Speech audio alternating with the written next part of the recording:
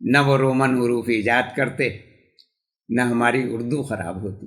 ہمارا ہر شہر خرابہ بن رہا ہے کہ دیکھیں تو صحیح، آپ KHANA کو کھانا پڑھتے ہیں یا کھانا، دکانداروں کے دیے ہوئے تھیلے ہوں یا پرچہ اشتہار، اردو حروف پڑھ نہیں پائیں گے۔ ویڈیو آگے دیکھنے سے پہلے چینل کو سبسکرائب کریں اور بیل آئیکن پر کلک کریں۔ کالم کا عنوان ہے عروس اردو کے لیے رومن فراق۔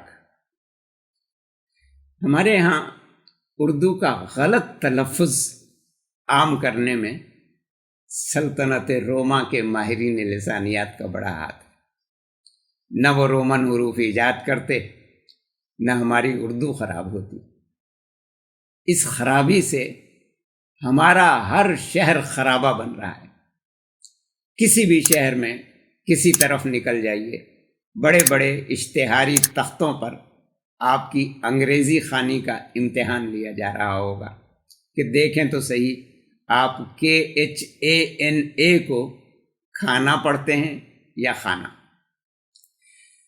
دکانوں کے نام ہوں، دکانداروں کے دیے ہوئے تھیلے ہوں یا پرچہ اشتہار، سب پر رومن حروف میں لکھی ہوئی اردو آپ کو زبان چڑھا رہی ہوگی۔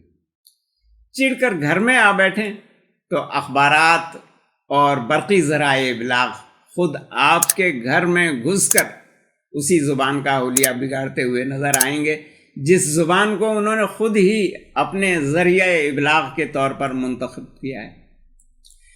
نشریاتی اداروں سے اردو میں نشر کیے جانے والے پروگراموں کے نام ہوں، ڈراموں کے عنوان ہوں یا ان کے مصنفین اور اداکاروں کے نام، سب کے سب رومن رسم الخط میں دکھائے جا رہے ہیں۔ نہ جانے کس نے انہیں یہ پٹی پڑھا دی ہے کہ تمہاری طرح تمہارے ناظرین بھی جاہل ہیں، اردو حروف پڑھ نہیں پائیں گے۔ ہمارے مغرب پرست ماہرین ابلاغیات کی یہ مجبوری تو ہے ہی کہ وہ کسی زبان کے ماہر نہیں، اچھی طرح انگریزی آتی ہے، نہ بری بھلی اردو، مگر اس سے بھی بڑی مجبوری یہ ہے کہ ناظرین کی شرح میں اضافے کی جو دوڑ لگی ہوئی ہے اس میں آگے بڑھنا اردو زبان کو ذریعہ ابلاغ بنائے بغیر ممکن ہی نہیں، کیونکہ اس ملک کی قومی زبان اردو ہے، عوامی زبان اردو ہے، ملک کی مختلف زبانیں بولنے والے لوگوں کے مابین رابطے کی زبان بھی اردو ہی ہے، مگر یہ جو ناک میں انگریزی بولنے والا نکٹا ولایتی بھوت سر پر سوار ہو گیا ہے، وہ ان سے اردو بھی انگریزی حروف میں لکھواتا ہے۔ بدیسی تجارتی اداروں کے اشتہارات تو اس دیس کی زبان کو بگاڑنے کو اپنا ہدف یا نصب العین بنائے ہوئے ہیں۔ وہ اگر رومن حروف میں پیو اور جیو نہیں لکھیں گے تو شاید پی پی کر جینے والوں کو ان کے مشروبات کی تیزابیت محسوس نہیں ہوگی۔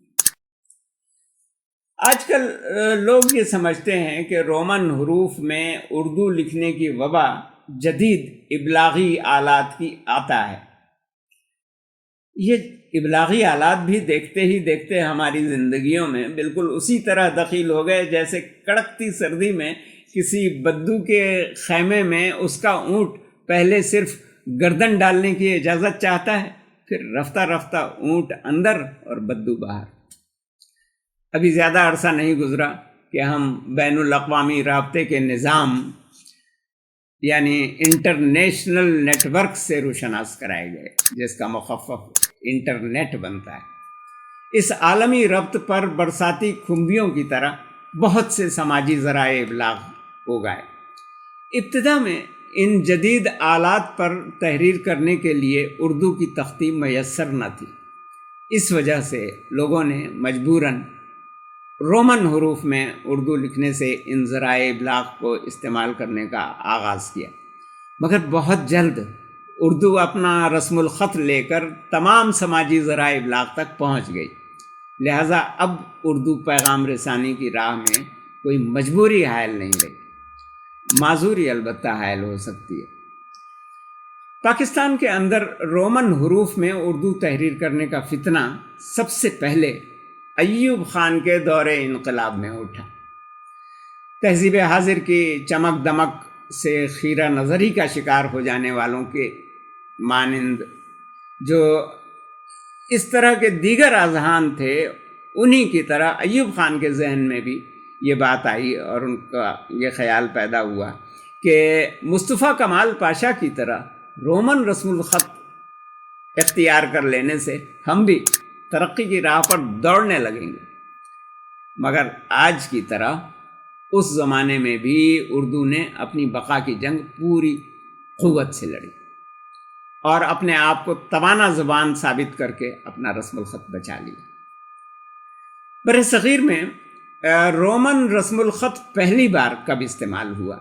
اس ضمن میں مولانا عبد القدوس ہاشمی کی ایک تحریر جو ایوب خان کی تجویز کے جواب میں اردو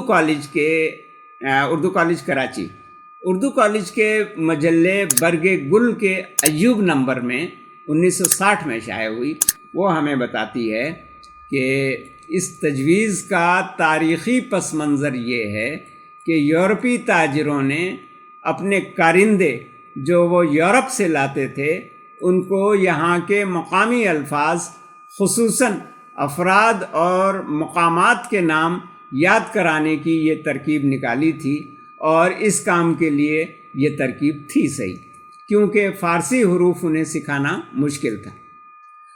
اسی زمانے کی ایک دلچسپ تقریر ہمیں سابق مغربی پاکستان کے چیف جسٹس محمد رستم کیانی کے مجموعہ تقاریر افکار پریشاں میں ملتی ہے۔ جسٹس کیانی نے مدیر چراغ راہ پروفیسر خورشید احمد کے ایک سوال کے جواب میں جو کچھ کہا اس سے ایک اقتباس ملاحظہ فرمائیے۔ سوال یہ تھا کہ کیا اردو زبان کا موجودہ رسم الخط کسی تبدیلی کا متقاضی ہے؟ جسٹس ایم آر کیانی نے جواب دیا کہ اردو رسم الخط نے خود تو کوئی تقاضا نہیں کیا کہ مجھے بدلا جائے، مگر آپ کی یہی رضا ہے تو پھر اردو کی قضا ہے۔ البتہ انسان کی فطرت اس بات کی مقتضی ہوتی ہے کہ چیزیں ہمیشہ بدلتی رہیں۔ کوئی اس کو جدت کہتا ہے، کوئی بدعت، اور کوئی تو انقلاب کے درجے تک پہنچا دیتا ہے۔ اب چونکہ آپ کو کوئی اور تبدیلی نہیں سوچتی اور شادیاں بھی 4 سے یکلخت ایک ہو جانے پر آپ کل جدید لذیذ کی لذت سے محروم ہو گئے ہیں، اس لیے عروس اردو کو شریک حیات سمجھ کر اپنے جنسی میلانوں کی تسکین کے لیے اس کو رومن اردو کا فراق پہناتے ہیں۔ میرے خیال میں محترم پروفیسر خورشید احمد کو متقاضی کے بجائے متحمل کا لفظ استعمال کرنا چاہیے تھا۔ کیا اردو رسم الخط بھی اتنی تبدیلی برداشت کر سکتا ہے کہ اسے رومن کا جامہ پہنایا جائے؟ مگر جامے کی تشبیہ یہاں غلط ہے، اس کا تو چہرہ ہی بدل جائے گا۔ یہ محض لباس کا بدلنا نہیں ہے۔ رسم الخط کو تو زبان سے وہ تعلق ہے جو تن کو جان سے ہے۔ میں نے فراق کا ذکر اس لیے کیا تھا کہ یہ اہل مغرب کا مخصوص پہناوا ہے، اور غالباً اردو کو رومن بنانے کی ایک بڑی وجہ یہ ہے کہ اسے مغرب کے لیے دل پذیر بنایا جائے۔ مگر آپ بھول رہے ہیں کہ کسی زبان کی اہمیت اس کی اپنی خوبصورتی سے نہیں بڑھتی، بلکہ اس کے بولنے والوں کی خوبصورتی سے بڑھتی ہے۔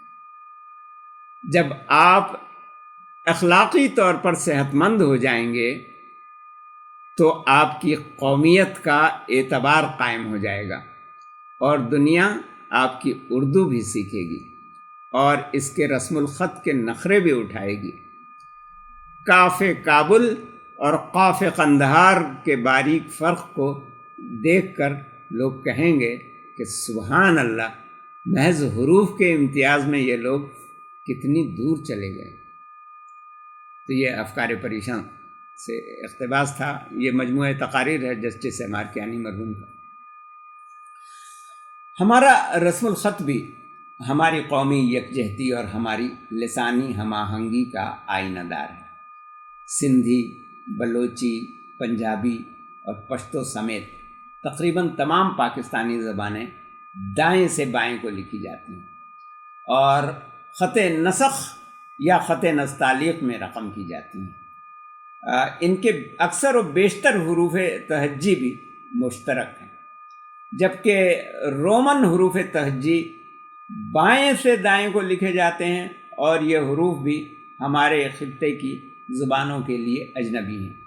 رومن حروف میں اردو تحریر کرنے کو رواج دینے سے اردو بھی اجنبی ہو جائے گی اور اپنی ہمشیر زبانوں سے اس کا ناطہ ٹوٹ جائے گا۔ یوں ہماری قومی زبان پوری قوم سے بیگانہ ہو جائے گی۔ ہمارے رسم الخط کا ہماری قوم کے عقائد، تہذیب، تمدن، ثقافت وغیرہ سے کیا رشتہ ہے؟ اس موضوع پر انشاءاللہ اگلی نشست میں بات ہوگی۔ السلام علیکم ورحمۃ اللہ وبرکاتہ۔